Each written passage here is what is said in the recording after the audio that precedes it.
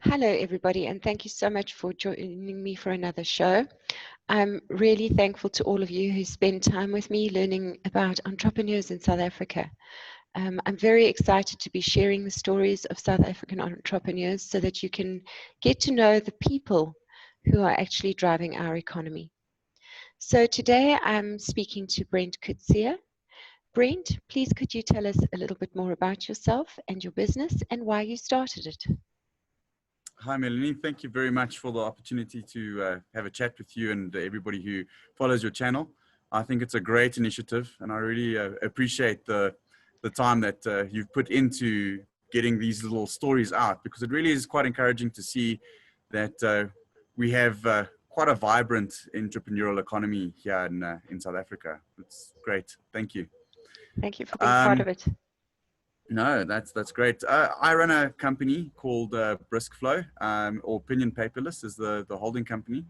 We do business automation as a service, as well as paperless documents as a service. We also have, we're basically building out a mini ERP, as it were, that is a lot more affordable and accessible to small and medium businesses as compared to really large corporates that have all of these wonderful tools, but obviously it's quite expensive to get into. So our focus is trying to give people really good valued software as a service that they can use within their company to run their company, as well as to manage their operations, manage their reporting, kind of get a bit of business intelligence that very few products in the market give at the moment. Gosh, you know, I wish you were around a decade ago. I wish I was around a decade ago as well. I was a little bit young and wet behind the ears. I remember there was a stage in my business where I'd gathered a whole lot of paper data in my business. And I eventually I literally dumped a ton of paper because Yeah. I could not afford to turn it into digital information. It's crazy. So what we do is we transform whatever forms or documents that you have into a very easy to use HTML format. You basically send it to your client, they fill it in, you fill in your sections, you can both sign documents sitting on the system for you. That's how we built it. So the story I'd like to tell you is how we actually started off. We run with a franchise company. One of our biggest clients is the Specialists. They do pest control and cleaning across the whole of South Africa. And me and my business partner, what we found was that there was all these different systems that they were trying to use. None of those systems were giving anybody any answers. And some branches were doing really well because they had little processes in place. Other branches were not doing so well. And there wasn't really a uniformed way of them working. So what we looked at is to find an accounting package that would work well for them, which we found as a cloud accounting package was Sage Online Business Accounting. And what we then did is looked at the processes from beginning to end, the workflows, and the way that we would actually automate their business, and looked at what they actually need as a client. So our company is a very client-focused company, and I think as entrepreneurs, this is what we need to be looking at. Is a lot of software developers would look at, well, we're going to build this product and this product is going to do X, Y, and Z, and we're going to put it in the market and people are going to use it. And normally those kind of products fall flat on their face for the pure reason is that the clients are not the ones that are actually going to be using the product. So our product is very client focused. So whenever we do an iteration and a release, we listen to what the feedback is from our clients. We look at what the needs are from our clients, and we kind of try and tailor our next builds based on what they actually want at the end of the day. So what we did with this company is quite a lot of a learning curve for us, because we had to learn the pest control industry inside out. We had to learn the cleaning industry inside out, which was quite a challenge for software developers. But we were able to pick up that there was business automation within, and the way that they ran their business was actually very, very efficient. And using and learning from this, we were able to identify key areas that would be beneficial across the entire franchise, as it were. And from there, we realized, well, there's something here because we can actually automate quite a lot of businesses. We can put processes and places where we would use this paperless software, which would actually kind of streamline the processes quite nicely. And we're running the entire franchise now. The entire franchise is using our software. We have built on additional ISO 22000 standards for them. So their technicians would be able to go out and scan and identify activity and reporting at restaurants and shopping centers. We manage basically from the beginning of the process, sales and quotation, all the way through to invoicing, which automatically pushes through to Sage 1 for the accountants. And we manage quite a lot of the business intelligence for the franchise. Built on top of that is now we've got a business automation process flow for smaller businesses, not just in the pest control and cleaning industries, across the entire kind of services industries environment. As well as we've just finished building our manufacturing process flows. So we were able to go into manufacturing companies and identify the project management as well as item requisitions that you would need within manufacturing. So as I said, what you need to do is you need to be listening to your client. If you're able to identify your client's needs, you're able to build something that they would use. And it becomes a bit difficult because obviously you've got a client that wants something tailored specifically to him. So you have to kind of think, how does this affect the chain down the line on the other clients within the software packages? But yeah, we've done it quite well over the last 2-3 years. It's been a really great experience. So what I love, what I'm hearing about your story is that you not only make it paperless, but you're actually also streamlining business processes and assisting businesses to put systems in place, because I know that system building can be very, very tricky for small and medium enterprises. Yeah. So it's wonderful that that's a knock-on effect of what you do. Mm. Yeah, no, look, like I said, if you go and have a look at the costing of just a very basic ERP system, it's extremely expensive. There's no way that a small, medium business would be able to afford it. So we've gone with the software as a service package. So we do, we basically set it up that you'd be able to come in, bring in your clients, and basically start building up a quote. Send off, we have a paperless system and a digital system for the technicians. So your technicians would be out in the industry, they'd have a little cell phone and they'll be able to basically do their work, add items, get the client to sign off.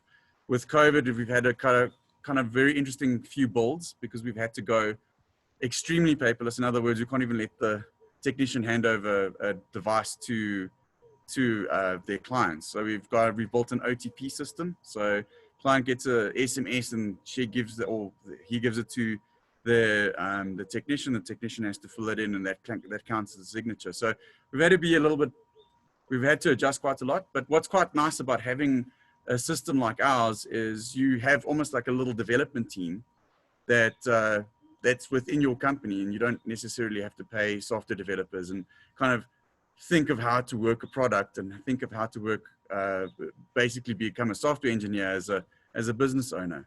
You've kind of got people that do that for you because, again, it's about listening to what your client has to say. Okay. And who are your ideal customers? What size businesses do you find yourselves working with? We've got guys that have got one technician out in the field. In other words, they do the books, they go out and do the work. So we've got medium companies that we cater for. So maybe 3 or 4 technician teams that go out there. We've got, again, franchise companies. We've got a few franchises that are clients of ours. So that's, again, across South Africa, large, broad network companies. And we've got, now with the manufacturing, we're finding that there's quite a lot of larger companies that are involved as well. And then we've got, we've got deals with a couple of corporates. So it ranges from very small to very large. Our pricing, again, is another thing that you have to consider. there's no way that a small company is going to pay 15,000 Rand a month for a piece of software. But they're happy to pay 600-700 Rand a month, as long as it gets the benefits. I'll tell you, one of our clients has basically sent us a testimonial, and she said she was spending 50,000 Rand on paper. So she does work for the mines up in Rustenburg. Using the paperless software, it basically has done a massive cost reduction for her. So going with the additional modules that we've had, obviously she's had to pay a little bit more, but it doesn't matter because of the huge amount of savings that she gets at the end of the day.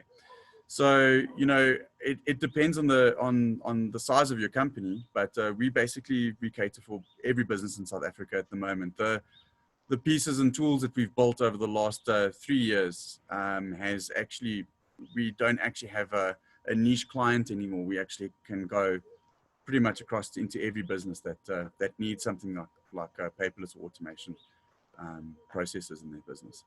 It's amazing that you've built such a broad-based thing that can serve so many people.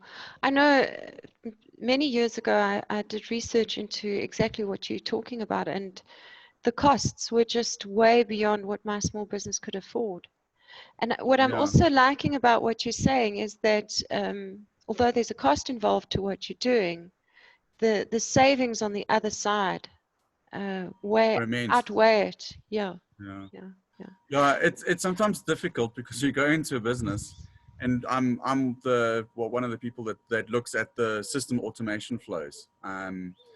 So you'll kind of like identify that actually there's maybe 4 or 5 jobs that are become redundant or irrelevant within this company, and you kind of have to try and find a way to keep these people employed. It becomes difficult because, you know, when you get systems in place and you actually have you streamline the processes, unfortunately what happens is you do have the situation where you have 1 or 2 people that, you know, you're paying to do the paperwork, you're paying to print, or you're paying to collate, or you're paying to that it's unfortunately one of those difficult situations when you hit that. But again, at the end of the day, you're looking at trying to streamline your business. That's I think the key for any small company within South Africa. Kind of, you have to look at what you need to do to save costs, as well as what you need to do to be able to get the efficiency to be able to handle more clients, as it were. Yes, and surely that human capacity can be shifted into other roles. Yeah, we have actually had a look at that as well. You know, realizing what the software does in a human terms. Yes. We've been able to identify, well, like, this is what we would be able to use this person for within companies. Wow, that's so interesting. And what's your favorite part of the work that you do? To be honest, like I say, listening to what the clients have to say, kind of seeing the effects. I think the greatest satisfaction we get is when we get that call from the client. This is, your system's awesome. It's great. It's wonderful. And then, you know, I do a lot of analysis as well. So I kind of have a look at what's being used, how it's being used. And then, you know, at the end of the day, when you see one company doing, you know, 40, 50 quotes on your system, in other words, they're actually using it, which is really, really great. Also, I think what's great is our entire company, we don't have an office. We all work from home. I've got 6 developers, 1 admin person, 2 salespeople, me and my business partner, and we have the freedom of being able to do what we need to do. Everybody knows what their responsibilities are. We work from home. It's really great. I think that's really wonderful. And then also, you know, I think the kind of the satisfaction of being able to work in an environment where you're actually making changes within businesses, where you actually kind of see the effects that your work is having on people's bottom line at the end of the day. It's such an amazing story. What challenges do you experience running a virtual office? Because a lot of people are like, this virtual office thing is too scary for them. New, yeah. Yeah, it's like, this is too scary. We can't do this. How are we going to control what people do, how they deliver? I think we were very lucky because we've been running this. I mean, I've got 3 developers down in Cape Town. I've got 2 myself and another developer, I'm sorry, three developers up here in Joburg. So we've always had this natural, like how can I say it, kind of virtual workforce within our company. So that's been great. We've not had to adjust to this pandemic at all when it comes to working. The advice I can give is get your systems in place. We use our own software to manage. If you've got those systems in place and you can kind of identify the deliverables of your staff, then all of a sudden this bum in seat becomes a very relevant idea, because I've had this philosophy for a long time. You can go sit in an office and can play solitaire all day or Minecraft all day or whatever, and get your salary at the end of the day. It's great, it's wonderful. But at the end of the day, you need to be looking at what are the actual deliverables for your staff, being reasonable with your staff as well. We run our development processes on our software and then also on Trello, and we just keeping track of what needs to be done, how it needs to be done. Then also, the Zoom is great. We've been using Zoom long before Zoom became popular. Because I need to be able to kind of take over a developer's screen to show them how to go somewhere when we were busy training our staff at the beginning of our enterprise. And then I think we use WhatsApp groups. So if ever there's like an emergency, we use that for emergency situations. So just kind of relying on well-known digital platforms like Zoom and WhatsApp has been great. And I think you don't have to go and worry too much about hectic amounts of security and VPN and all that kind of stuff. You've got software that's already doing that. Zoom's a bad example, just by the way, because they do have that whole free accounts are not encrypted. So if you're worried about that and you've got sensitive conversations happening, you would want to go with Teams. Or with the Google Meet's actually a really great platform as well. But at the end of the day, it comes down to what are my deliverables? What are my goals? We have a little team meeting. I chat to my developers every single day. My business partner chats to the customers and chats to the salespeople every single day. There's this constant connection happening within our business. But again, we don't have 5-hour-long meetings to discuss what we did last week, which is great. Office environments, they're kind of prone for that kind of thing. And I think what a lot of companies are going to notice now is your productivity is actually spiked, purely because you don't have a tired person that's sat in traffic, that's kind of needs their cup of coffee and their 5 minutes of Facebook to be able to kind of cope with the rest of the workday. And what they'll also notice is you kind of have a team that becomes a little bit more cohesive, because I'm not constantly getting bugged by the guy behind me. When I talk to you, it's actually directed at, like, I actually want to tell you something that's relevant to what we're doing and what work we're busy doing. We also try and keep our stuff a little bit social as well. So we do throw a bit of jokes around and we talk, and that's also quite good to kind of have that human connection. So our team is great. I must give it to our software development and admin team. We work cohesively when we need to, and we also kind of have fun together as well. It's really great. That's awesome. How do you go about finding the right people? That's a tough one. We've had, unfortunately for me, it's been trial and error. You never know how a developer is going to develop until they're actually developing. So we've had a few guys come in and their CVs are great. They're like example. I always ask somebody to give me a bit of a code before they come in. So the code looks awesome. And then, a few weeks in, you're kind of like, oh, ouch, that's not great. But also what we've focused on, however, the guys that really show potential, we've pushed training. So we said, okay, look, we can see you've got skill, we can see you've got potential.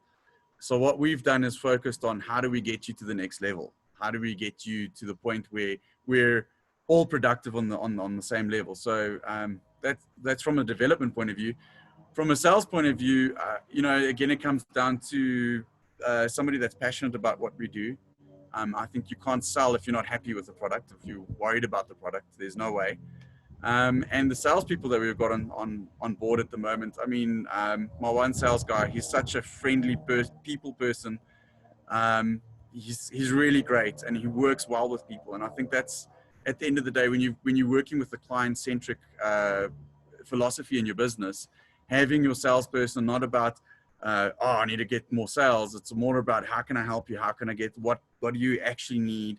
How can I focus on getting you working productively with the software?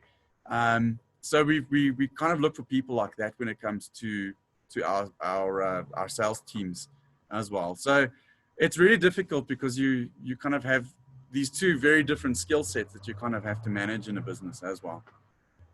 Yeah, I know I speak to a lot of entrepreneurs who say that they struggle with hiring the right people. So Yeah. that's why I ask that question. Yeah, I think at the end of the day, giving the person the chance and then identifying that it's not necessarily a lack of skill, it might be a lack of training, I think is important.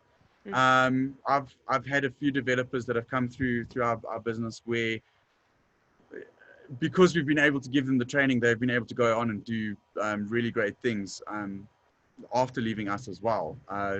But you know, again, it comes down to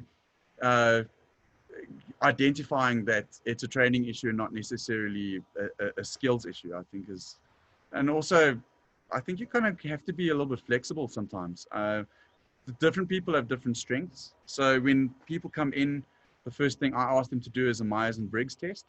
So just to identify that 16 personality. It's not 100% accurate, but it gives me an indication as to what their drives are. Some people, you know, you reward people in different ways. Some people you'll be like, job well done. Other people you're going to say, look, if you get this finished in time, I think you might get a day off. You know, we don't like cracking the whip here because then you don't really get productivity. But we like to work on a rewards-based system. And I think if you have that kind of philosophy within your business, you'll see your hiring choices, even though you might have made a bad one in the beginning, you can actually change the person. I think it's also about being honest with the person. You kind of get a situation where the guy's not performing well. Tell him, listen, I need you to be able to change. I need you to be able to focus on this, and here's some training material, or have a session with me next time I'm going to be doing a sale, or I'm going to be working on a piece of software. Follow along with me, and then you can see how to do it. I think that kind of builds the person up to the point where you want them to be. Those are great insights. Thank you so much. And what is your least favorite part of your job? Geez, that's the most difficult question I've ever had to answer. The least.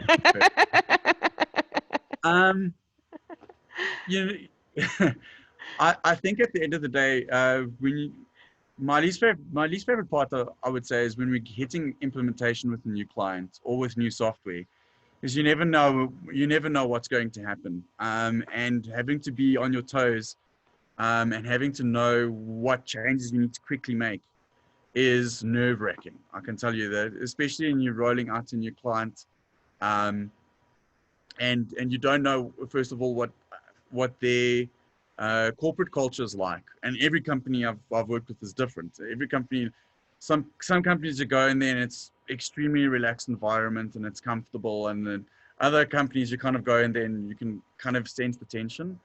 And it's such a massive variable for me. I'm a very kind of analytical, scientific kind of guy. I like to look at numbers and understand how things work. And when you kind of hit that human factor, it becomes really difficult. So we've had a few challenges there when we implement and we kind of get that resistance and that change management. I think that's my least favorite.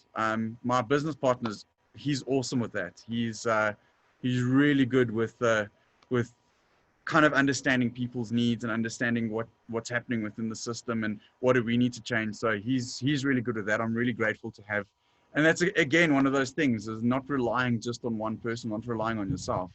Having other people that have different strengths within your company helps there. So, but that, to me, that's the worst. It's like a week after an implementation and you're getting the system really works. Like, oh, it's such a relief. But, you know, I always stress on those instances and new releases. You know, we've tested as much as what you can test, and now you put the thing out into market, and you've got all these relationships that you've worked on in building up with your clients over the years, and they've trusted you, and that one bug that slips past and you're like, oh no. Oh, that is it's nerve-wracking, but at the end of the day, it's rewarding. Once you've reached that stability after a release, you're smiling all the way. Okay. And I've discovered through my journey as an entrepreneur that sometimes there's an expectation gap between what the customer expects and what you're able to deliver. Do you ever find that challenge in your business? Well, that's kind of what my businesses aim to kind of prevent at the end of the day. And I think being client focused, we have long conversations with our clients beforehand. What do you need? How do you need to change? Like we can identify. So our philosophy has been we've built 80% of what you need. The other 20% we've got developers on hand that can customize or can make the changes that you need. And I think that's worked out quite nicely. And then also looking at how businesses operate has really helped us to make sure that we can provide not just what you need right now, but also the value going forward as well. I think that's been key for us is, a guy comes along, he says, I need an asset management system. And I go, no, that's great, but I've got tracking software that I can put devices into that asset management to tell you where that thing is. It's got IoT that I can plug in and give you temperature values and is the thing switched on or not? And then the guy goes, wow, I never even thought about that. So I think at the end of the day is building the expectation for the client. It's great to have something that's been built in the past that we can kind of fall back and rely on. And also the confidence to know I've got a good team of people behind me that can build that remaining 20% that I need for the client to actually be happy at the end of the day. And it's one of those things as what we find with our clients is as they get to a stage where they're using the software and they're happy, they go, oh, can it do this? Can it do that? And sometimes you go, yep, you just need to activate this piece, or no, but we can build this in our next release, and we kind of like build that into the queue as well. So again, it's about, if you're looking at building a business and you're focusing on what your client wants, I think is really, really key for them to, at the end of the day, step back and go, well, this thing really works. It's really great. You've shared such wonderful insights. Thank you, Brent. I've really enjoyed talking to you, and That's great. I almost wish I had a business right now that I could bring to you and say, will you put the systems together? I've completely dismantled some businesses because that part of it got too complicated for me. So Yeah. I think you're offering a really, really valuable service right now, and I think that a lot of businesses can use what you're doing. Thanks. Yeah, no. Now, if anybody wants to get hold of you, where can they find you on the social networks? So on LinkedIn, you can just look for Brent Coetzee. The company that I've got there is Briskflow. You can look at our website. It's www.briskflow.co.za, just to see what we've got. What I'd like to just also mention, Melanie, if possible, we actually have a resell and referral program set up for this pandemic. What we've realized is we've got great software that is usable within the pandemic, being paperless. We are busy integrating into quite a lot of medical clients as well at the moment. But what we've realized is there's going to be massive job losses. There's going to be massive effect on our economy. So me and Victor sat back and thought, how can we actually provide something to people that would help them through this time? Not necessarily give them a job, but give them the ability to build up a passive income, build up, and then, some people they're not natural salespeople, but if you give me a lead, and the person actually converts and becomes a client of mine, I'm willing to give you a referral price. Or alternatively, if you want to sit and work with a client and kind of identify their needs, build up a quote, manage the client's training going forward, we actually give a very, very generous monthly commission for each of the clients that they bring on. That is to help people that might be in that transition period of I've been retrenched, I'm looking for another job.